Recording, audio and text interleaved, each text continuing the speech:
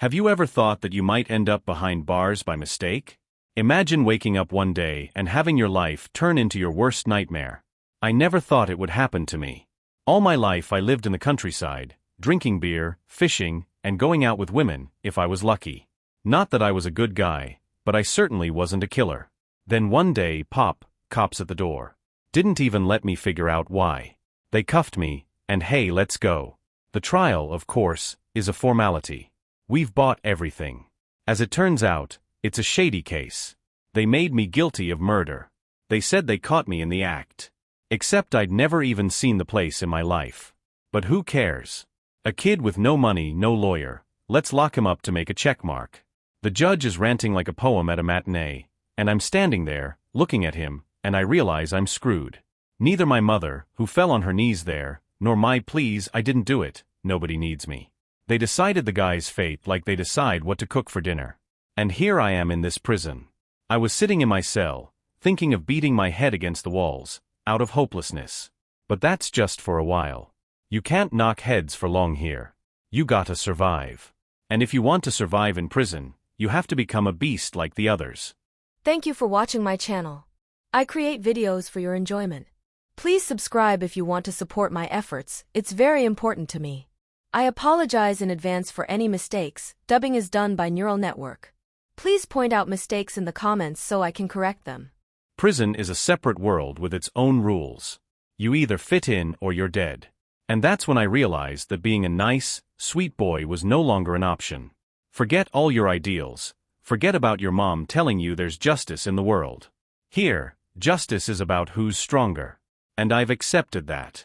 First couple days, total despair. Bread, water, porridge, and that's the best of it. I can't sleep, I can't eat, and there's only talk about who stabbed who knocked out whose teeth. I should get used to it, but I don't. Every time it's like a knife to the heart. But then I realized that if you want to live, you have to learn to survive. At first, of course, they tried me for weakness. They came up to me a couple of times. Give me your rations, or maybe you have something valuable. I gave it a couple of times, until I realized it was driving me to my grave. When I realized, it got easier. I took one bowl of porridge and never gave anything to anyone from then on. That's when I met those who helped me realize that if you want to stay alive, you have to be tougher than everyone else. Imagine approaching a person, smiling, saying, "Give me a cigarette," and then suddenly hitting him in the jaw, and he didn't expect it. It's the same in prison. You never know what to expect from whom, so be prepared for that every day. I started to learn from other people's mistakes. I watched them fall, I watched them get broken, I watched them give up. And I said to myself, that's not gonna happen to me. I'm not gonna break. And then I decided that if I got locked up by mistake, I'd be a nightmare for the people who put me in here. That guy, the big boy from our village, Arthur, he put me in here. You think I've forgotten? Not really. Now I've got a goal, to get out of here and show him what it's like to ruin a life. You think I'm just gonna let this case go? No way. I will have my revenge. Oh, I'll get my revenge. But more on that later. Now is the time to learn what's gonna save your ass around here. And no, it's not working out at the gym. Although that helps too. It's what's in your head that counts. One thing I've learned is that you have to get smarter than the people who run this place. You have to adapt to this world and make it your own. Because if you don't become an asshole like everyone else around you, you're nobody. And to be nobody here is to die. You know what the funny thing is? They, my cellmates, they somehow sensed I was different. They didn't know I was in by mistake, but they saw that I was different. And that made them tense. Because people like me either break quickly or become the most dangerous. I chose the latter. First you stay quiet, you observe, you learn. Then you realize who's in charge, and you start to approach him. But not as a henchman, but as someone who can become an equal. And when you become one of your own, then you realize that in prison you cannot just survive. You can become a king here. King, I mean. Imagine walking into the cafeteria and everyone's quiet. Not because you're as intimidating as some mountain of muscle, but because they know you don't forgive. Your rules are the law. And that's when it hit me. In this hole, I found a strength I never would have gotten on the outside. It all started when a local authority figure thought I was easy prey. You know how it is. Someone comes into a cell and thinks that if you're new, you're weak. That's what happened to me. But I didn't bend. He tried to boss me around, looked down on me. He tried to humiliate me. But at one point I realized, either I put him in his place or he'd run me over. That's where the whole prison thing comes into play.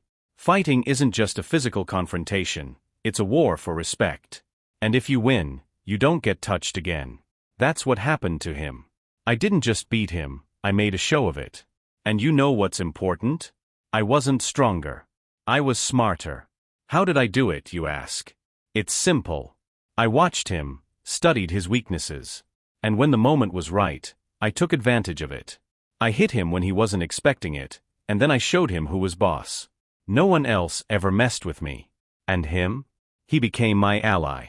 Because it's different in prison. If you win, you get respect. And if you lose, you get shadowed. That's how it works. Then the real change started. Other convicts started reaching out to me. First, the weaker ones. They were looking for protection. But you know what the best part is?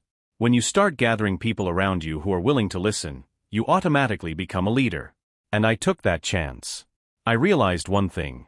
Prison is a place where you can organize your own little world, if you know how to do things right. Everything here is based on mutual benefit.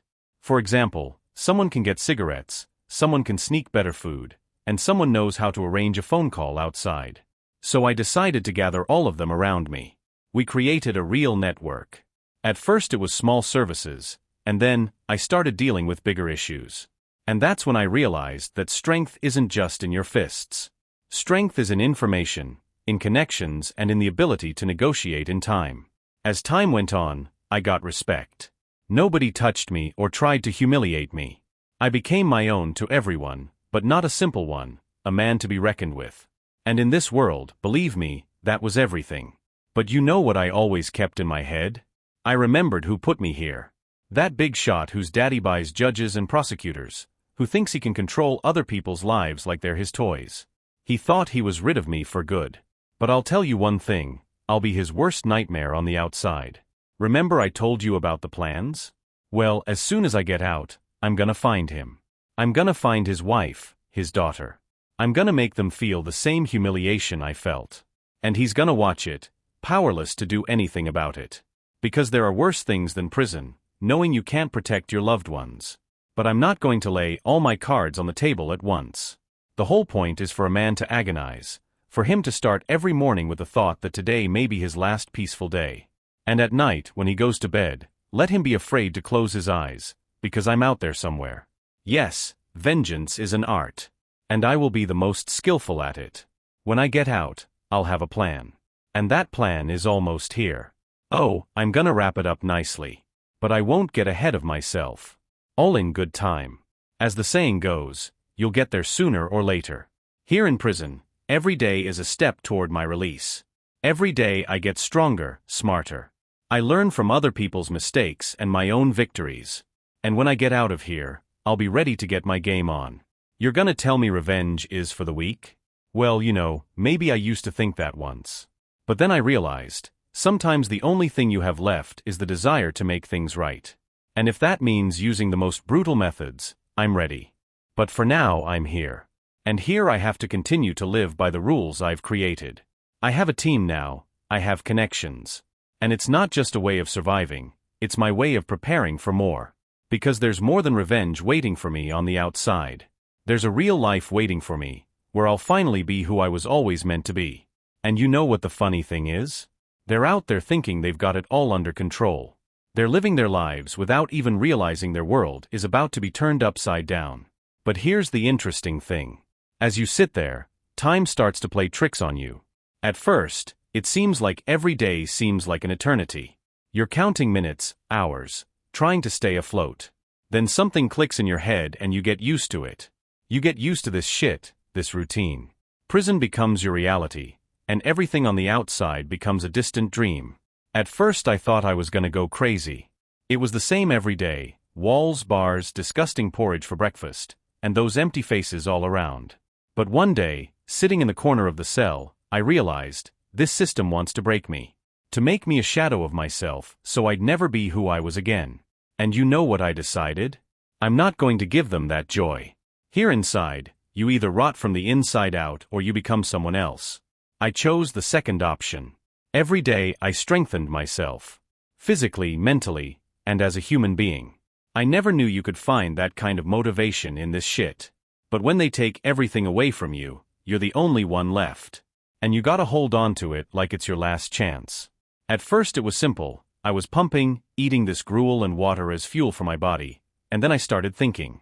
Thinking about how to survive and what happens next. I stopped being angry at everyone. No, the anger remained, but it became cold, measured. I decided I wasn't gonna let it burn me out. I mean, if you're angry all the time, you just get dumber. So, I started looking at the other cons. Who they were, what they wanted, how they behaved. And I realized one thing. Everyone here is just like me. They were people once. Maybe not perfect, but certainly not monsters. And prison made them that way. This place turns anyone into a beast if you give them enough time. But you know what I realized? You have to become a beast, but you can't lose control. You can be cruel, you can be unforgiving, but only if it's part of the plan. And then one day I met one. His name was Palik. Gray-haired, tattooed, looked at you like he could see right through you. He'd been here longer than anyone else and was a kind of local sage. Everybody went to him for advice, for help. At first I thought he was an old fool who was just afraid to die alone. But then I realized he was the smartest man I'd ever met. One day he came up to me on a walk and said, "You're too bold, kid." That's good, but boldness without intelligence is a road to a dead end. I laughed at first, but then I realized he was right. If you're just going straight ahead, sooner or later someone's going to stop you. And that's when Palik became my mentor. We started talking about how the world works. Not just in prison, but outside of prison.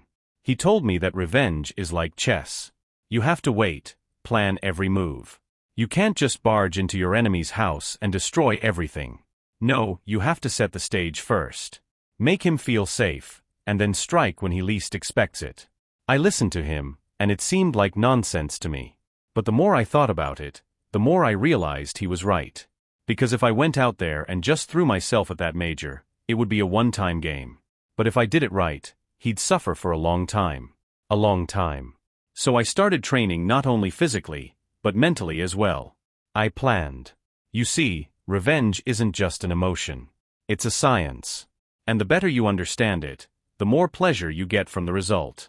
Palik and I used to discuss such things. He told me about his life, about how he came to be here. And one day I realized that this man was my chance not just to survive in prison, but to get out of here ready for a new life. And it's gonna be a different life. On the outside, I won't be the same person I was before prison. I'll be someone bigger. Someone in control of their own destiny, not someone who follows the lead of others. Time passed. I was getting stronger and stronger, both physically and mentally. A plan was already forming in my head for me to go out and start my game. But what happened next? You think they let me out for nothing? No, bro, this system doesn't let you out until you've completely changed. I changed, but that was just the beginning. While I was changing, prison kept testing me. You know, every day in here is like a new round of fighting. You either win or you leave with bruises. Nobody's going to help you or give you a clue. It's like in the jungle. The strongest stay alive and the weakest, well, you know. But over time, I learned not only how to defend myself, but also how to attack. At first they didn't touch me, maybe because they saw that I was just a kid who got here by accident. But when they realized that I was getting stronger, they started to test me. One of these guys, Sergey, thought I was easy prey for him. You know them? The smart guy who thinks he can just take a chance.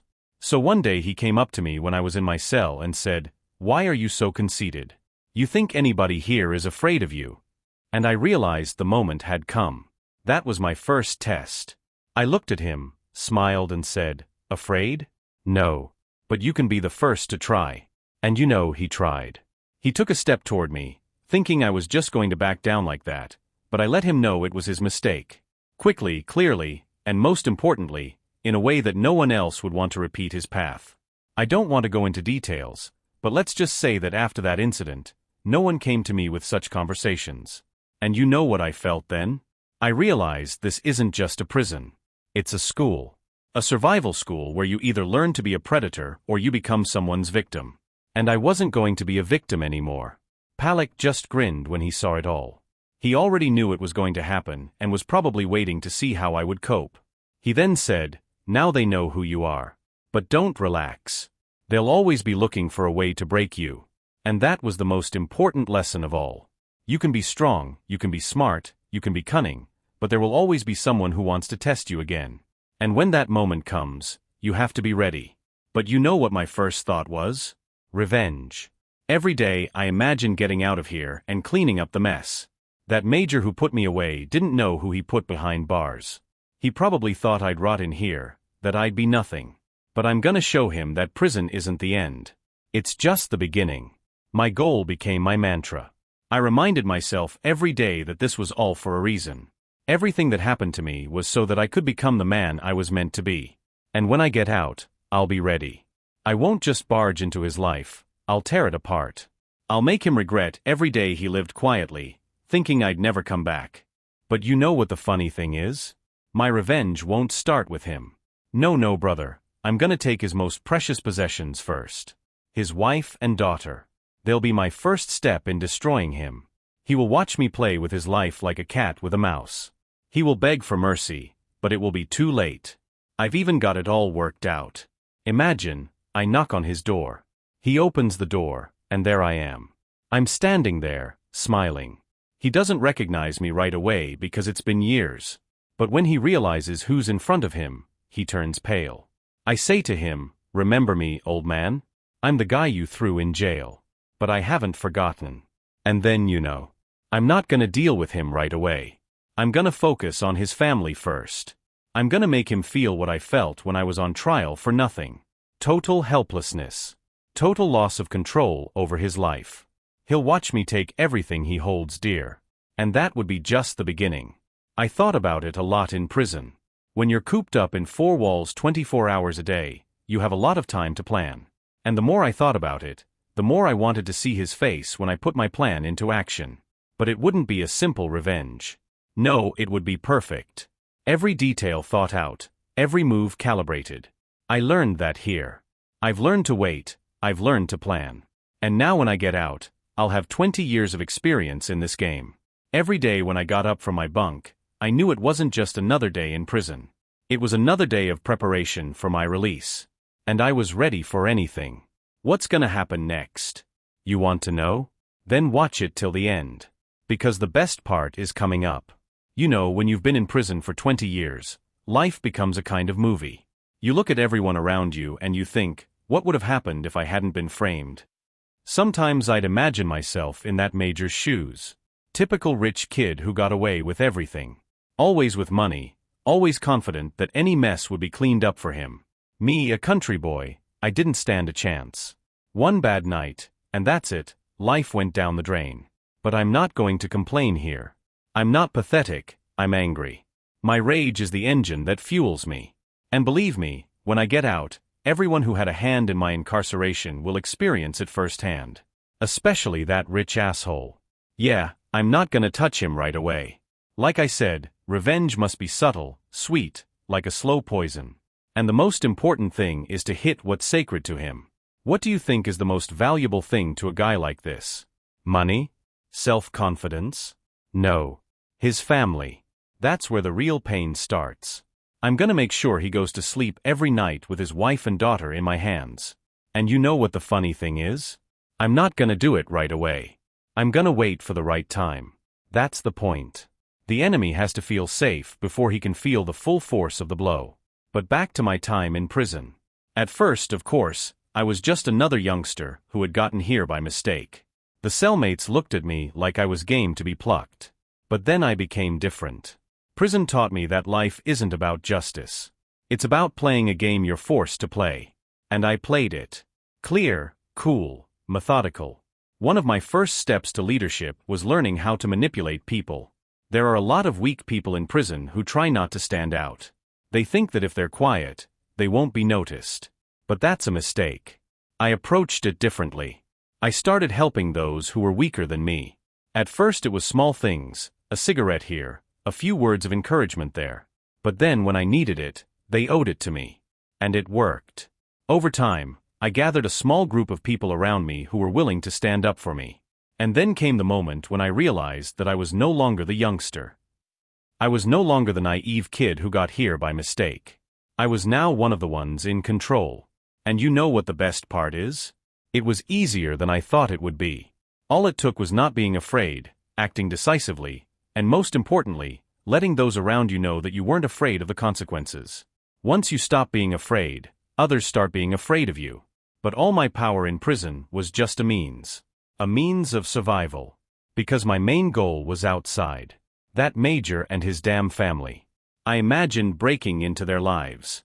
They'd long since forgotten about me. Living their luxurious lives, vacationing at resorts, laughing, enjoying their freedom. And me? I made my plan every day. One day, I remember, a new cellmate came to our prison, a senior comrade of this major. He was in for some dirty money scam, and I recognized him. That was my first link in the chain of revenge. He didn't know who he was talking to. I made him feel like I was on his side. We started talking, and after a while, he confided in me. And then I started getting information out of him. He talked a lot, not realizing that every word he said was bringing me closer to my goal. He told me all about where Arthur, that major, lived, how his business was booming, how his family was basking in luxury. And you know what the sweetest part was? Turns out the big guy just had a daughter. A baby girl that he idolized. And that was the final piece of the puzzle for me. Now I didn't just have a plan, I was motivated. I would wait for her to grow up, for her to become an adult. And then I would strike.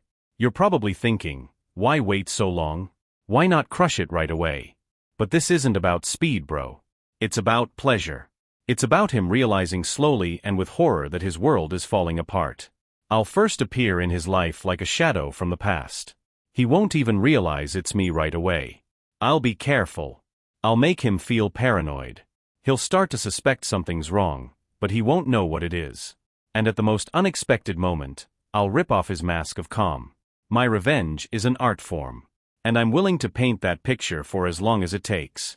There's a lot of exciting things ahead. The hardest thing about prison is the waiting.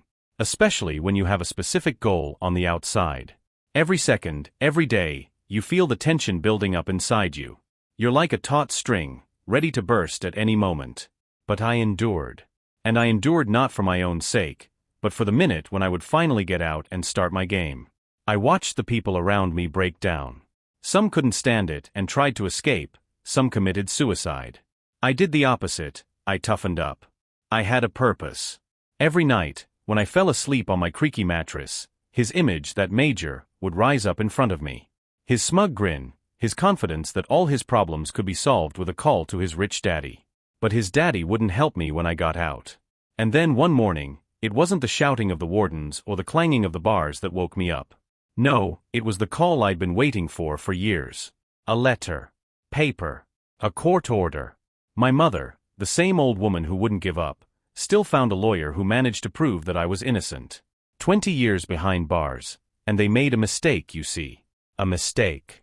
I've become a monster in those 20 years, not what I used to be. But did I know this day would come? Yes, I did. I always knew. I knew clearly that my liberation was not the end, but the beginning. The beginning of the journey I've been building all along. And now that freedom was literally knocking on my cell, I felt more ready than ever. That day I smiled for the first time in a long time. I smiled, not because I was happy, but because I knew that the fun was about to begin. Saying goodbye to prison was strange. When you live in one place for 20 years, even if that place is a cage, it becomes a part of you. On the one hand, it's creepy, but on the other hand, you get used to it. The stone walls, the black windows with bars, the screams, the fights, it all became routine for me. I was leaving not as a winner, but as a man who had come only one step closer to his real goal. As I was led out through the main entrance, the whole crowd, the cons, the warders stood and looked at me. I could see the looks in their eyes. Some were jealous that I had managed to get out. Others looked at me with distrust. They knew that I had become the one who controlled a lot of things here. But I left without looking back. I had a long sordid score to settle with this place, but that was all behind me now. A new phase awaited me. Once out in the open, the first thing I felt was a strange sense of freedom. The sun, the clean air, the smell of grass. These were simple things that 20 years ago I had taken for granted. Now they seemed alien, new to me. You think freedom is always a joy? No, brother, it's an illusion. Freedom is just the next step in taking what is rightfully yours. My old mother met me on my way out of prison. Her eyes were full of tears, and she rushed to me, hugging me. But I felt no joy. I didn't even hug her back. I was too absorbed in my own thoughts. I knew it was only a brief respite before I had to act. She said that everything was settled, that now I could start a new life, but I was no longer the guy she remembered. We went back to the village. My old shack, long overgrown with grass, stood where it was. Everything around it was the same. The village hadn't changed much in 20 years. But I had. I looked at all these familiar places and thought of only one thing, the Major, who now lived a completely different life. His house, his family, it was all part of my new reality. As soon as I looked around, the first thing I did was head to the bar. Yes, the same one where I used to spend every night. But now I was no longer that naive guy with a bottle of beer. When I walked in, all heads turned in my direction. People recognized me. Some whispered, some just stared in silence. But I didn't pay any attention to them. I walked over to the bar and ordered myself a drink. I took a bottle of vodka, and before I took my first sip, I told the bartender, "You know, I came back here for a reason. I got a job to do. You remember the Major who used to hang around here? It's his turn. Where is he?" The bartender hesitated a moment, but then he answered, "He's doing business here. Farms, land. He's not expecting you." I grinned. "Well, I'm waiting for him. And tell him I'm back." At that moment, I knew my game was up. Even if this Major was still living his ordinary life, it wouldn't be long before I turned it upside down. I knew he wasn't expecting me. He probably thought the whole story was long forgotten, that the boy from the village had rotted in prison. But here I was, in front of him, and I had cards up my sleeve that he didn't even realize he had. For 20 years I'd been preparing myself for this day. And now that I was free, nothing could stop me. Every day I felt more and more that I was getting closer to my goal. The Major lived in a neighboring township, surrounded by his family and the money he'd made over the years. As the bartender told me, his father had invested in the local business, bought up the land, and this son of his was now running things like a big boss. Everything seemed to be going well, except there was one thing he hadn't accounted for, and that was me coming back. First thing I did was scout around. First I took a tour of the property, saw what was going on. They got a huge house, not a lot of guards, and they're just for show. They live in comfort, as if the whole world belonged to them. But I knew that peace of mind would soon be over.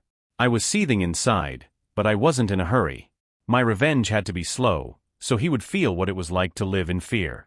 I sat in my house at night, thinking about every move. I wasn't going to just come in and smash him up against the wall. That would be too easy. No, brother, I wanted him to suffer.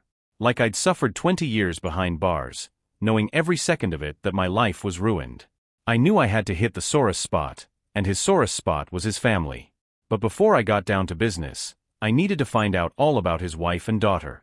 These ladies, from what I'd heard, were not known for their modesty. The wife is young, beautiful, loves luxury. And the daughter, well, the daughter took after her mother. The Major was obviously proud of his family, posted their photos everywhere he could. And I realized this was my weak link. I had to start small. I talked to a few old acquaintances who now worked at his companies. One of them even owed me something, and for a bottle of vodka gave me a couple of interesting details. It turned out that the Major often leaves his ladies alone, going on business in neighboring cities. And that meant that I'd have a chance to act when he wasn't home. But I decided to wait for the right moment to act. My plan was simple. First I had to create an atmosphere of fear. You know, when people realize they're being watched, they lose control. They get paranoid, see threats where there aren't any. That's the sweetest part, making people lose their heads before you even hit them. So one day I noticed the Major was leaving for a couple days on business. His car was already pulling out of the gate when I decided it was time. In the evening, when my wife and daughter were alone, I went over there. No, I didn't break into the house with a club like you might think. I just crept through their yard like a shadow, quietly, stealthily. I didn't have to do anything drastic yet. I got to their bedroom window and peeked inside. They were there. Sitting, discussing some business of their own. The daughter was chatting on the phone with her girlfriend, and the wife was watching TV. Nothing special, it seemed. But in that moment, I knew I was already inside their world. They had no idea that they were being watched, that there was a man lurking near their house who would soon turn their lives upside down. The next morning, I reappeared in the village, talked to a couple of people, hinted that I had come back with big plans. The whole rumor spread quickly around the neighborhood, and I knew it would soon reach the major's ears. Let him know I was here. Let him feel that chill of fear when he realizes I haven't forgotten or forgiven. But for now, no sudden moves. I waited. In the meantime, I continued to gather information. A couple days later, I saw the major's wife in town again. She was shopping, checking out new clothes, like her life was a party. It made me angry, but I knew I couldn't lose control. Everything had to be precise and on track. Every step was like a knife that I would use to cut this family to pieces. This time, I decided to create a mild panic. That night, I snuck back to their house again. This time I left a trail, a small sign that would remind them that there was an intruder here. I left it on their car, carefully drawing a symbol on the windshield. Nothing too obvious, but enough to give them the idea that something was wrong. Let them think, let them be afraid. And so when the major came back, I was sure he'd noticed the sign. A couple days later, I went to the bar again and heard someone discussing that Major's family is alarmed. Something strange is going on at their house. It was like music to my ears. My game was just beginning, and each move brought me closer to the climax I had dreamed of all these years. Now I was ready to move on to the next stage. The rumors began to gain momentum, and this was just the beginning. Now the major's family sensed something amiss, but they didn't know what it was yet. Fear was slowly creeping into their home, just as I was slowly getting closer to my revenge. Just as I had planned, they began to worry. I was sure the major had already called all his guards and ordered them to double their precautions. But the thing was, no amount of precautions would save him. This time I decided to take another step. I had to make sure they could sense my presence even when they couldn't see me. So at night, when all was quiet, I went to their house again. This time I left them a small gift, a bottle smashed against their gate. That sound should have woken them up, made them jump outside and see that someone was very close by. Let them panic. Let them realize someone was watching them. In the morning, I heard the village talking about it again. They said that the major's family had hired another guard, and now their house was patrolled by men with dogs. Ha! That only made me even more excited. I was like a predator cornering its prey. The more afraid they were, the sweeter my revenge would be. A couple days later, the major left again on business. Apparently, he was too sure that nothing would happen to his family. Or maybe he just thought all those threats were nothing to ignore. Well, his mistake. I knew now was the time to act. I chose a time when the guards were asleep and his wife and daughter were home alone. Under the cover of night, I approached their house again. But this time it was different. I wasn't going to stay outside. No, brother, it was time to go inside. At that moment, adrenaline was boiling in my veins. I was ready for any outcome, ready for any consequences. As I had planned, the locks on their doors were too weak to stop me. I knew that if I turned the knob, I'd be inside. But I didn't need to hurry. I walked in quietly, like a shadow. No one heard me cross the threshold of their house. It was dark inside, with only the light of the moon shining through the windows. I could hear them talking in one of the rooms. The sound of their voices sounded like music to my ears. I moved closer to the door and peered inside. Their faces were calm, as if they were unaware that I was standing only a few meters away from them. The major's wife was saying something to her daughter, unaware that this would be their last night of peace. But at that moment, I stopped. No, not because I changed my mind. It was just that I knew this part of the plan had to be even sweeter. I walked out of the house as quietly as I'd come in, leaving behind only a slight reminder that I was there for the small scratch on the door. Let them think it was an accident, but I knew their paranoia would only begin to grow. When the guards discovered signs of my presence the next day, there was panic in the house. Security was beefed up. The major came home early. I watched from the sidelines as they scrambled to find a way to defend themselves. But it wasn't about the guards. They couldn't be saved from what I was up to. I was now one step closer to my goal. Every move I made would bring them to total collapse. But I was in no hurry. I loved watching the fear slowly eat them from the inside out. I knew this was just the beginning. The real show was going to start later. The major left again, leaving his women alone with their fears. I heard that his wife had started thinking about moving, but hadn't made up her mind yet. I guess she hoped it would all work out. But I knew I wouldn't leave them alone until I got what I wanted. Now all I had to do was wait for the right moment.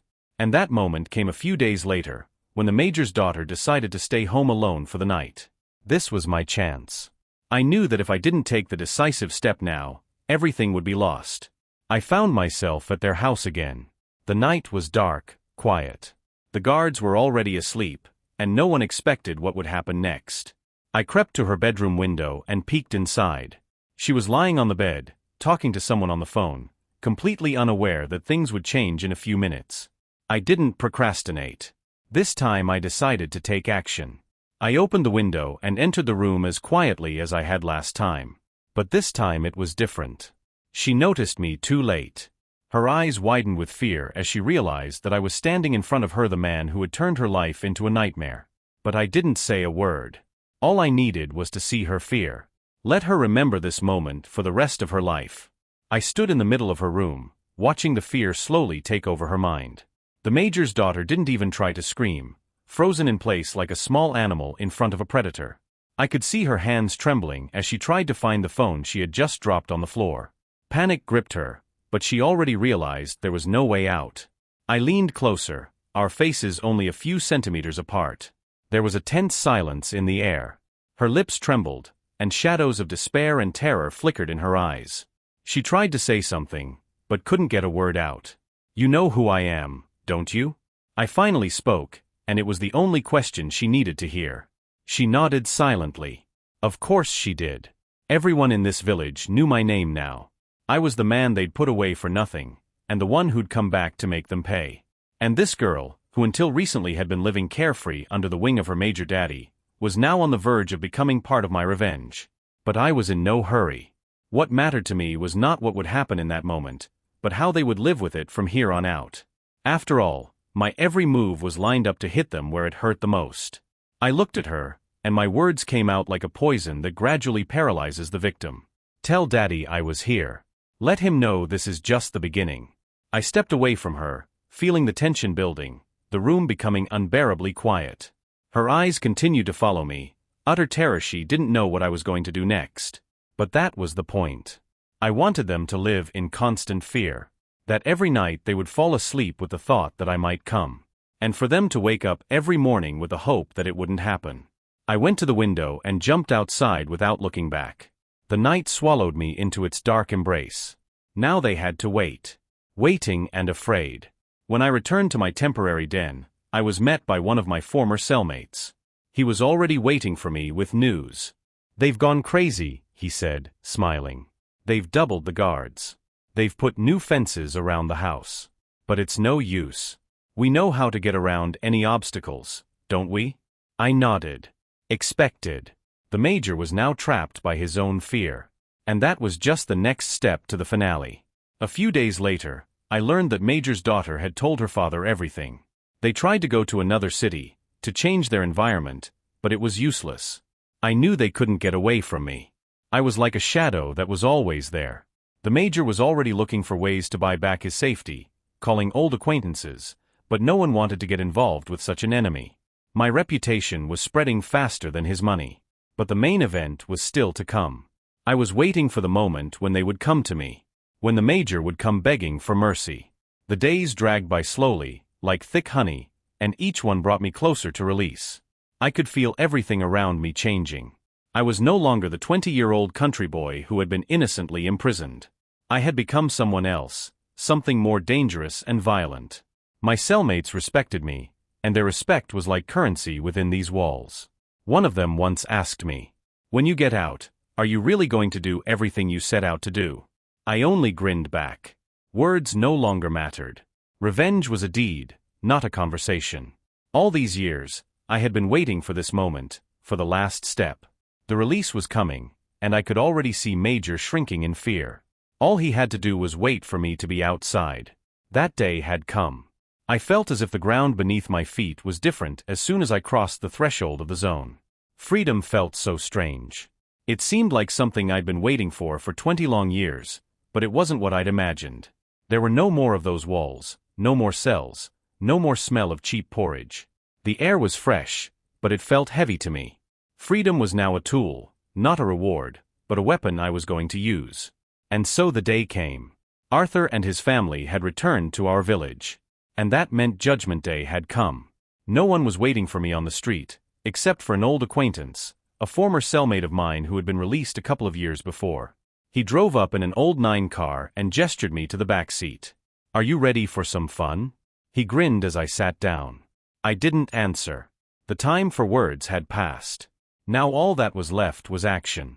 Arthur was out there somewhere, in his golden cage, trying to hide behind his money and connections and fear. But I knew he wasn't going anywhere. He knew I would find him, and he knew the day of reckoning had come. We drove in silence, and I stared out the window. The roads that had once seemed familiar to me now looked alien. The world had changed in those 20 years, but one thing remained the same: the desire for revenge. We pulled up to a small house on the outskirts of town. It was our hideout for the next few days. Here we were going to develop a plan for the final stage. My aim was clear, but for such a thing, precision was needed. We couldn't afford any mistakes. "Everything is ready," my comrade said, getting out of the car and opening the trunk. Inside was everything I needed: clothes, cell phones, a couple of guns, the standard kit for those who were going to get their own personal truth. I nodded, taking the items and putting on my new coat, disguising myself as a normal person. Outwardly I was calm, but a fire was raging inside me. We started gathering information, watching his house, finding out the Major's and his family's schedule. After a few days, we learned that they were still hiding in their mansion, afraid to come out. Arthur knew I was getting closer, and it was only a matter of time before I knocked on his door. He hired guards, put up cameras, but it was all useless. I knew I had to do more than just do it quickly and quietly like a thief. No, he had to realize that his time had come, and every moment of this fear was going to take forever for him. So I decided to start with the sickest of the sick, his family. They were like jewels to him, which he had boasted of all his life. We snuck into his mansion at night. The guards were asleep and the alarm system had been disabled by our men. We were inside. Silence enveloped the house like it was an abandoned place, but I knew they were there, in their soft beds, unaware that their world was about to crumble. I entered my daughter's bedroom first. She was asleep, curled up, unaware that this would be her most nightmarish night. I stopped, looking at her peaceful face, and felt conflicting feelings stirring inside me. This girl, even though she was the daughter of a major, it wasn't her fault that her father was a scumbag. I realized that I didn't need her tears, didn't need to ruin another life for revenge. Instead, I decided to take a different approach. I walked out of her room, trying not to make a single noise. Each step was difficult, but I knew my time had come, not to slaughter the innocent, but to reclaim what had been taken. When I reached the Major's bedroom, my heart was pounding in my chest. This was where my purpose lay. I opened the door and walked in. He was lying on his gorgeous bed, as if nothing portended trouble. Emotions boiled up inside me: anger, rage, a desire for revenge. But instead of acting on impulse, I decided to think things through. "Hello, Arthur," I said quietly but firmly. He stirred, opening his eyes slowly. The room was tensely silent. "Who are you?" he mumbled when he saw me in the shadows. "The one you locked up behind bars," I said, and there was a power in my voice that I'd never experienced before. "Did you think you bought everything, that your money was protection? No.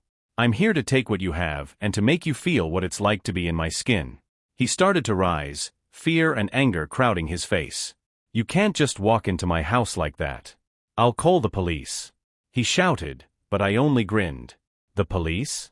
You don't know they're on your side," I said, taking a step closer. "You were sure you could always control the fate of others with impunity. But now I've come for you." I didn't want to hurt him. I wanted him to feel his vulnerability, to realize that his money and power meant nothing when life and death were at stake. "You don't understand," he continued, already losing confidence. "I have connections, I have money." "And what of it?" I interrupted. "I've been behind bars, but now I know the power isn't in the money. It's how you treat people. You got away with your actions when you sent me there, but now we're on equal footing." In that moment, I realized what was really important to me wasn't revenge, but showing him that I wasn't the weakling he once thought I was. I wanted him to realize the depth of my actions and feel that a price would be paid. I looked at him, and instead of hate, I felt pity. Yes, he deserved to be punished, but not physically. I wanted him to realize his mistakes, to see what it was like to be in the victim's shoes. "You'll pay for what you did, but not with my blood, but with what you care about," I said, turning to leave. I wasn't going to fight him. I didn't want to stoop to his level. I left his house, leaving him in shock. The best revenge would be to keep him in fear for the rest of his life. Let him think about me every day, let him look around, let him keep his daughter from going out, let him be afraid, and remember, I am there for him. I'll always be there for him now. I want him to keep one thought in his head for the rest of his life.